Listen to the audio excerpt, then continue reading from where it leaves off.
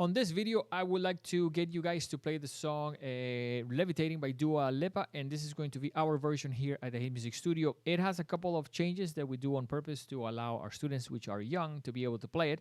So keep an eye for that. And also, you do not need a piano sound. So if I go here to a close-up of the keyboard that I'm using, I already have a sound that sounds like this.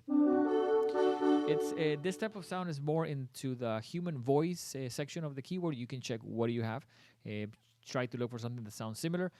I think it's important that it doesn't have a lot of it's almost like clear. If you play 3 notes quickly that you can hear them, you don't want something that has a lot of sustain, because the notes would get muddly, because you're going to play a section that goes fairly quickly with quarter notes, which I'll show you in a second. So once you have that sound, make sure that you are playing close to middle C. And the notes that I'm going to be doing are D, F sharp, and A. So let me switch there to here so you can see it. So I'm going to do D sharp, D, F sharp, and A twice. Immediately followed by C sharp, E, and A. This, I will do it with fingers 1, 2, and 5. So 1, 3, and 5 for the first one. 1, 2, and 5 for the second one. Now, once I have that, the third chord is going to be DGB. Also twice. And followed by, and I'll show you directly, the fourth one is B, D, F sharp. And then A, D, F sharp. Those last ones go only one time each. So if I play all 4 of them slowly, it will be 1, 2, then 3, 4, third one, 1, 2, then 3, 4. I do that again.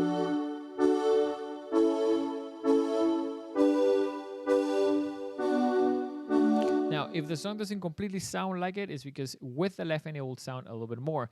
This is a part that I think is very important for the song, but it's not necessarily super loud. So it's a building block. There's a bunch of keyboard parts on this song, but let me play it with drums so you have a little bit of a context on there.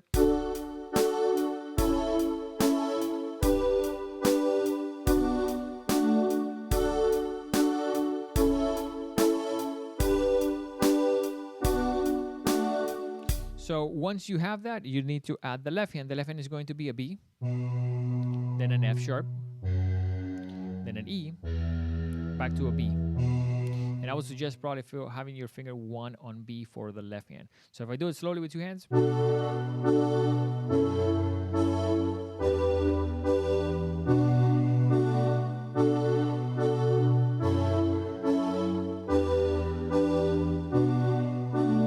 Once you have that, definitely practice and make sure that it's steady. I have a pattern here that I already recorded. So, and this is a little bit more closer to the speed of the song. So if I play it.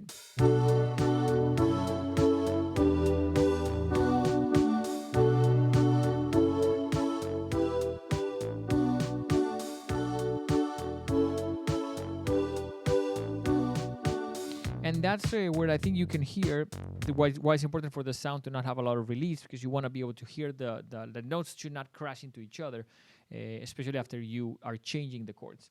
So let's go back to a close-up so I can show you the next part. The next part is the pre-chorus. The pre-chorus, ideally, if you have multiple keyboards, I will play this with a different sound. But if you don't, I'll just show you what it is. Now here you're going to do chords. It's a rhythm in which sounds like this. So it's 3 different chords. We're going to a B minor, B, D, F sharp, then followed by A, C sharp, and F sharp. That's technically an F sharp in inversion. We're going to do it this way. Immediately followed by an E minor, E, G, B, and then back to a B minor, so B, D, F sharp. So in that part, you want to make sure that the notes are very short, because it's almost like the whole band is giving a reinforcement to those notes. So if I play it here with a beat, so you guys have a little bit of context, it will sound 3, 4, so.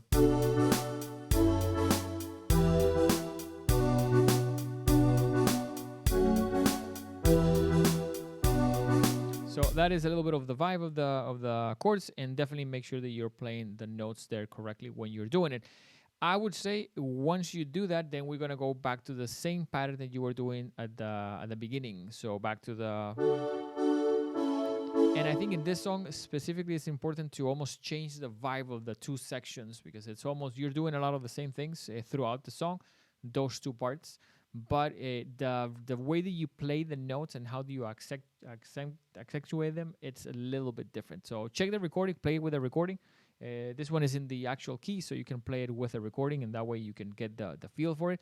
Remember to practice it with a recording slow if you can't keep up, and remember to practice the whole song. And one of the main things is don't stop the song. If you start getting lost, once you get to the point that you can play it, play the whole thing, because if you fall off, you want to be able to like learn as a musician to get back on it.